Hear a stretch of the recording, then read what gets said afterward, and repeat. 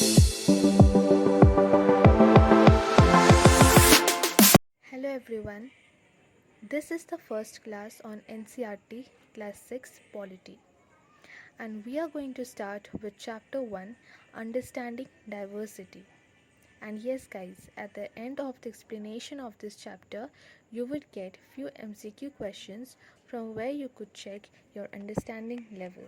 So guys, one question all of us must have when we read the chapter's name, that is, what is diversity? Diversity means state of being diverse or variety, which means understanding that each individual is unique and recognizing their individual differences. These differences can be along the dimensions of race, gender, ethnicity. Diversity is more than tolerating differences, it is a set of conscious practices.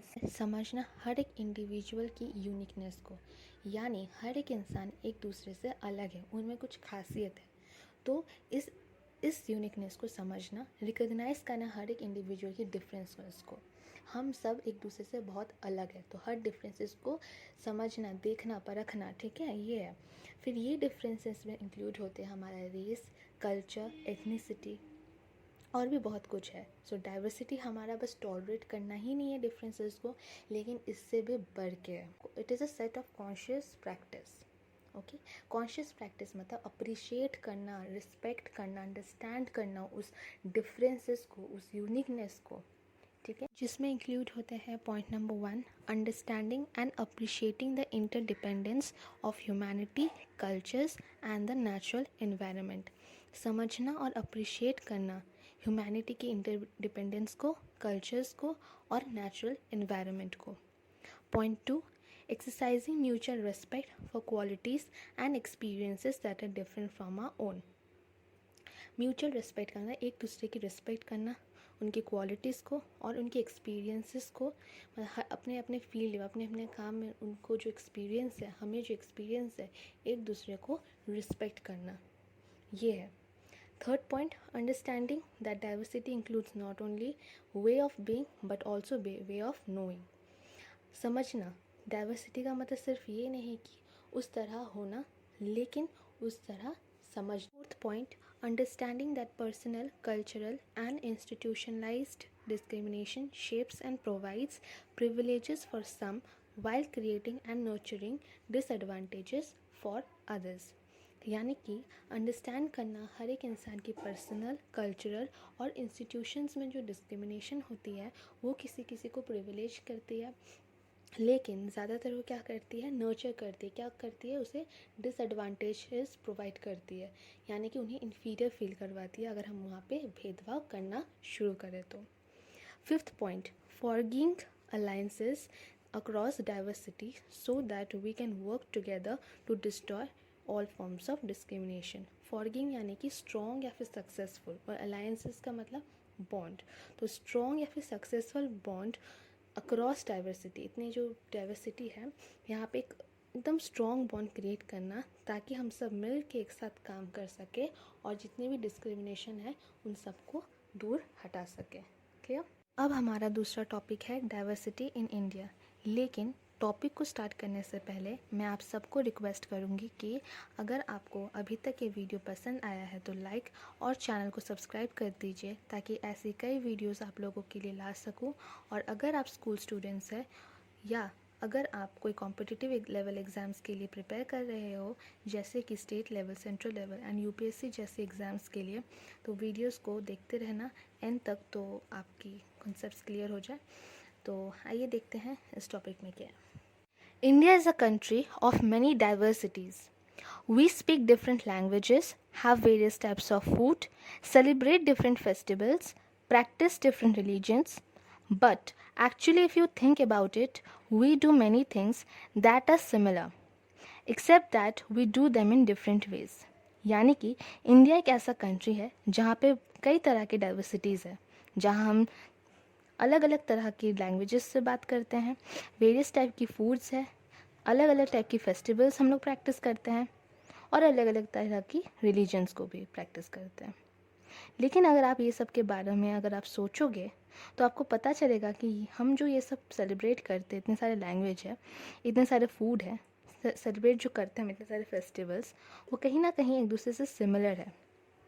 Similar हम celebrate करते हैं लेकिन कुछ different ways में। देखते हैं example diversity की, ताकि हम उसे और अच्छी तरह समझ पाए। तो आइए देखते क्या है इस एग्जाम्पल में। A little more than 200 years ago, or long before the train, aeroplane, bus, or car became a part of our lives, people traveled from one part of the world to another in ships or horses, on camels, or on foot. यानी कि कुछ 200 साल पहले जब train, aeroplane, बस और car जब हमारी ज़िंदगी में नहीं थे, जब वो इन्वेंट नहीं हुए थे, तो लोग कैसे जाते थे एक जगह से दूसरी जगह? शिप्स में जाते थे, हॉर्सेस में जाते थे, कैमल्स में जाते थे और पैदल चल के जाते थे, on foot. Often they went in search of new lands or new places to settle in, or for people to trade with. And because it took so long to travel, once they got to a place, people stayed there often for a long time. यानी कि लोग एक जगह से दूसरी जगह इसीलिए भी जाते थे ताकि वो न्यू लैंड्स उन्हें मिले, वहाँ पे वो जाके सेटल हो सके और वहाँ के लोगों के साथ वो बिजनेस कर सके, ट्रेड कर सके. और क्योंकि कंपैरेटिवली अगर हम देखें तो जो कैमल्स, शिप्स और हॉर्सेस और चल के जो जाते हैं लोग, वहाँ पे कई कई दिन लग जाते हैं लोगों को, कई कई मतलब बहुत लंबा समय लग जाता है. कंपैरेटिवली अगर हम देखें कि एरोप्लेन, बस, कार, ट्रेन में जा रहे हैं तो कोई बहुत ही कम समय में हम पहुंच सकते हैं. तो लोगों को बहुत टाइम लगता था आने जाने में, क्योंकि ये लोग शिप और इन सब में आया जाया करते थे. तो एक जगह वो लोग काफ़ी लंबे समय के लिए रुक जाते थे. Many others left their homes because there were famines and drought and they could not get enough to eat. और बहुत कोई अपना घर इसीलिए भी छोड़े, वहाँ पे famines और drought आ गई थी. famines मतलब lack of food, जहाँ खाने की कमी हो जाए, और drought यानी कि सूखापन, जब बारिश ना हो, पानी की कमी हो और ज़मीन में दरारें पड़ जाए, उसे drought कहते हैं. तो वहाँ तो कल्टीवेशन होगी नहीं, वहाँ क्रॉप्स उगेंगे नहीं. तो यहाँ पे क्या हो रहा है? लैक ऑफ फूड हो रहा है. तो खाने की कमी की वजह से भी लोग अपना घर, अपना जगह छोड़ के दूसरी जगह शिफ्ट हो रहे थे. Some went in search of work while others left because there was a war. कुछ दूसरे जगह चले गए काम ढूंढते ढूंढते, और कुछ चले गए क्योंकि वहाँ पे जहाँ वो रह रहे थे पहले, वहाँ वॉर लग गया था, तो इसलिए उन्हें दूसरी जगह जाना पड़ा. Sometimes, as they began to make their homes in new places, people began to change a little, and at other times, they managed to do things in the old ways. So, their languages, food.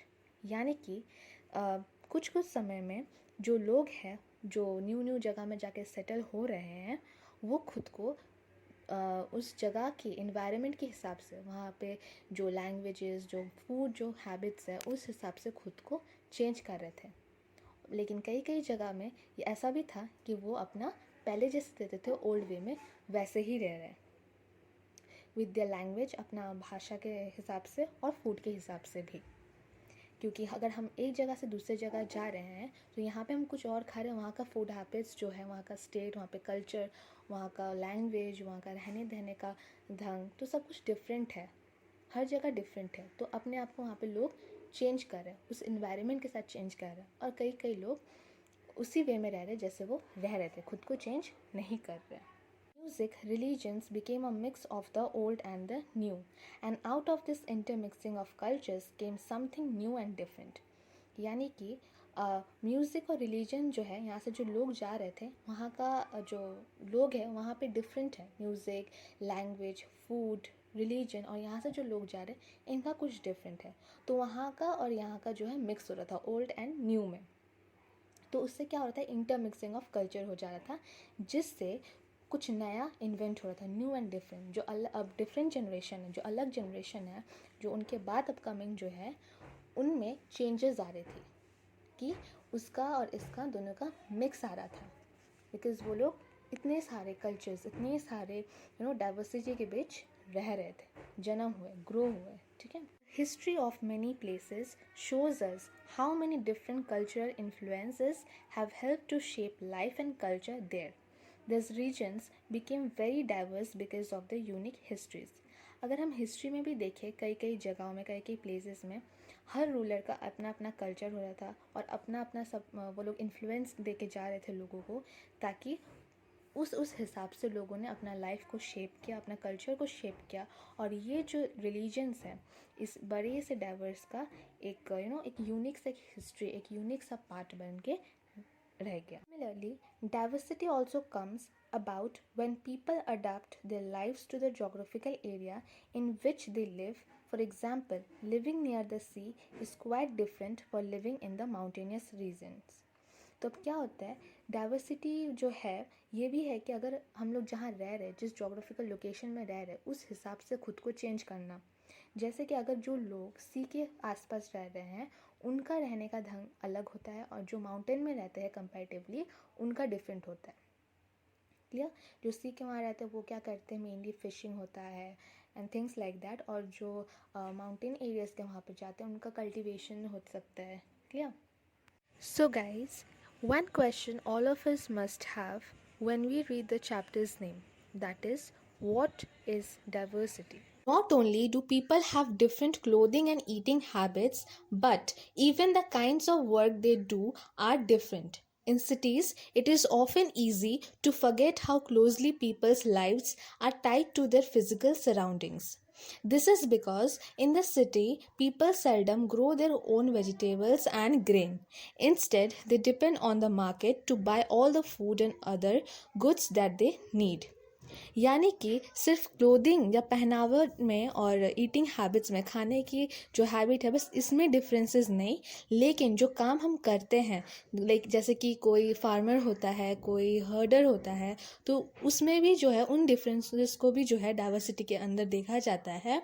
और जैसे कि यहाँ पे जो cities में जो है लोग जो है भूल जाते हैं कि हमारा जो फिज़िकल सराउंडिंग, जो हमारा आसपास का जो सराउंडिंग है, उसके साथ हमारा बॉन्ड कितना क्लोजली कनेक्टेड है।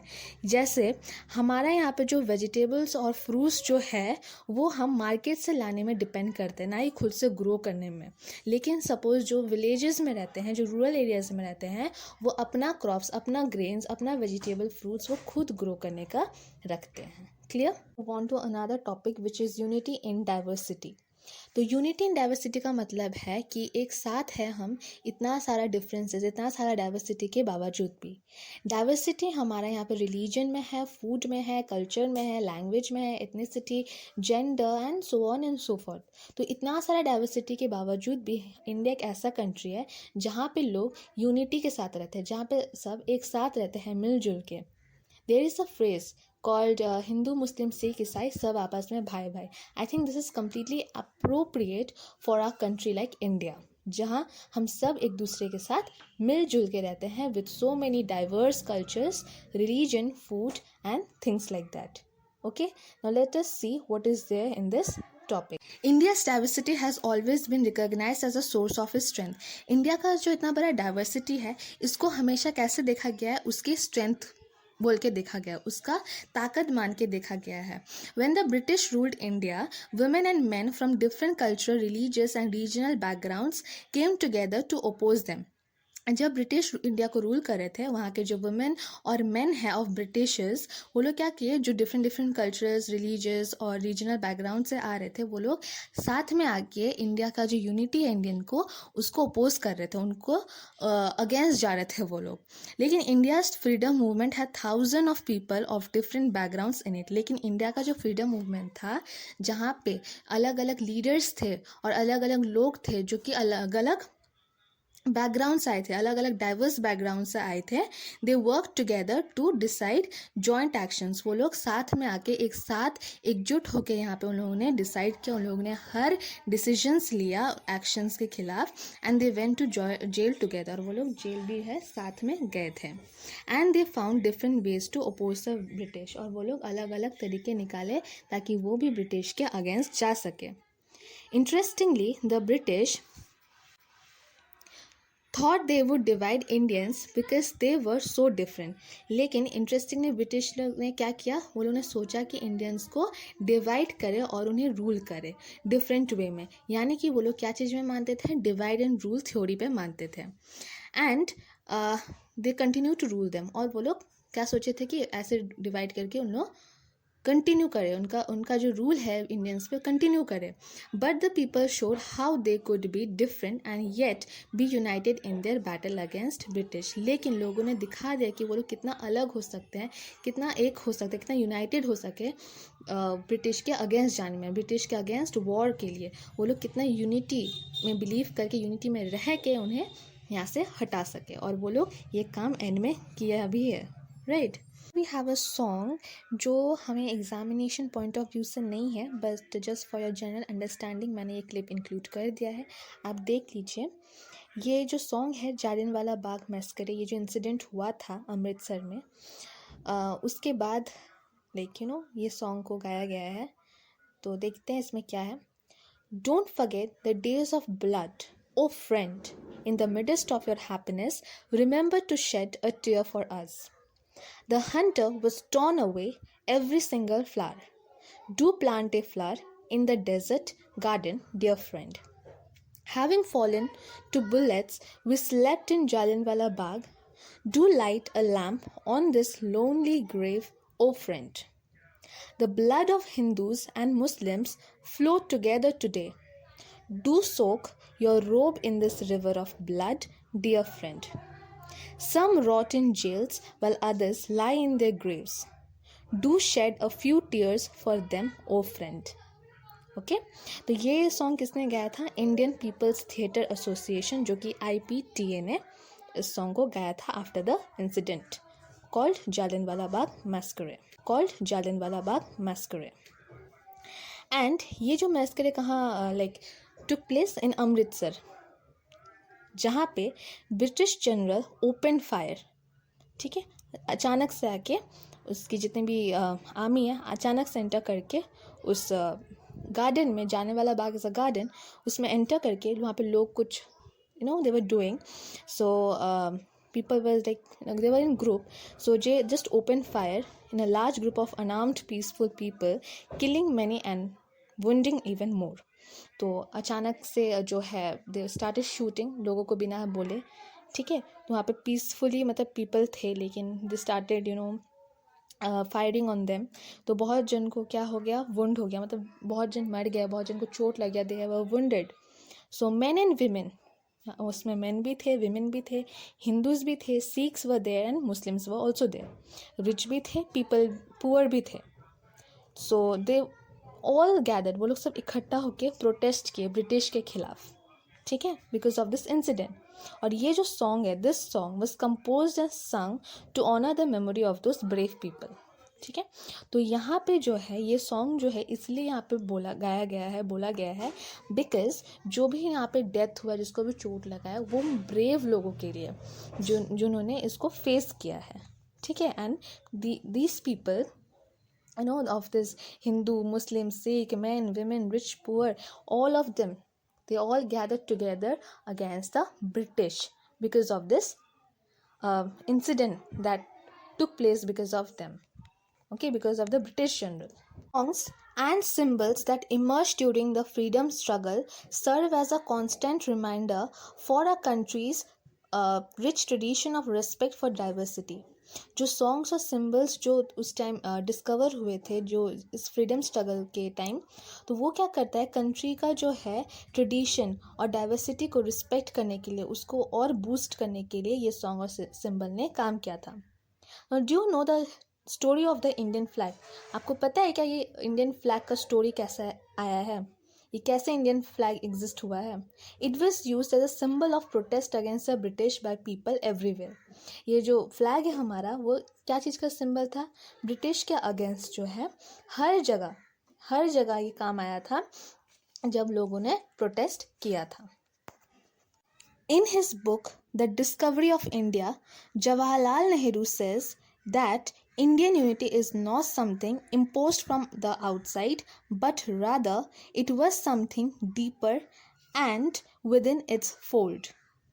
The widest tolerance of belief and custom was practiced, and every variety acknowledged and even encouraged.